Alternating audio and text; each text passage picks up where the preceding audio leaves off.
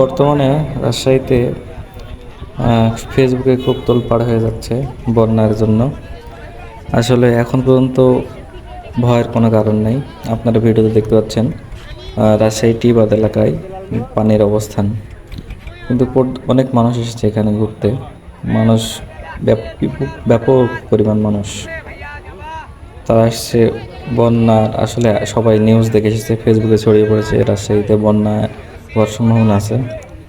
এর সুবাদে আসলে আপনারা সবাই দেখতে পাচ্ছেন ছোট বাচ্চা সহ অনেকে আসছে এই বন্যার পরিস্থিতি পর্যবেক্ষণ করতে। এখানে ভালোই স্রোত আছে, দেখতে পাচ্ছেন ভিডিওতে অনেক স্রোত।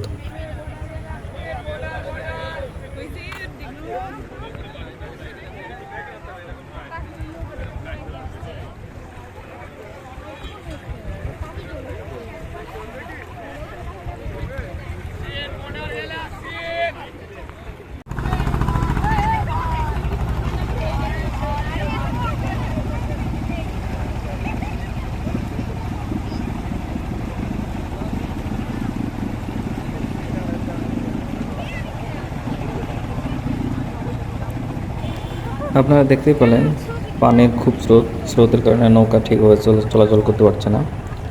যদিও পানি অনেকটাই বেড়েছে। বন্যার সময় সাধারণত বাঁধের যতটুকু উচ্চতা আছে বাঁধের এবং যে অবস্থানে ছিল সাধারণত এই অবস্থানে থাকে, তবে একটু পানি বেড়েছে। আমরা জুম করে একটু দেখতে পাচ্ছি যে আপনারা একদম নদীর অনেক দূর পর্যন্ত দেখতে পাচ্ছেন যে কি পরিমাণ ভয়াবহ স্রোত যাচ্ছে। উপরে সূর্য দেখা যাচ্ছে, সূর্যের আলোতে স্রোত আরও স্পষ্ট হয়ে দেখা যাচ্ছে। ব্যাপক হারে স্রোত আছে, আর এই স্রোতের মাঝে নৌকা চলাচল করছে। যদিও এটা খুবই বিপজ্জনক, সবাই লাইফ জ্যাকেট রাখা উচিত। অনেকে দেখলাম লাইফ জ্যাকেট পরেনি নৌকাতে। তো তাদের উদ্দেশ্যে বলতেছে আপনারা অবশ্যই নৌকাতে এই সময় ভ্রমণ করলে অবশ্যই লাইফ জ্যাকেট পরবেন। আর বর্তমানে যে স্রোত আছে সেখানে কেউ যদি একবার পড়ে তার বেঁচে ফেরার সম্ভাবনা খুবই কম। তো আপনারা যেখানেই যান বা যেখানে ঘুরতে যান সাবধানে একটু চলাফেরা করবেন। নদীর আশেপাশে, পদ্মা নদীর আশেপাশে এখন ব্যাপক স্রোত চলছে। তো এতটুকুই বলার জন্য আপনারা দেখতে পাচ্ছেন নৌকা এই পাশে যাচ্ছে এবং আরেকটি নৌকা আসতেছিল।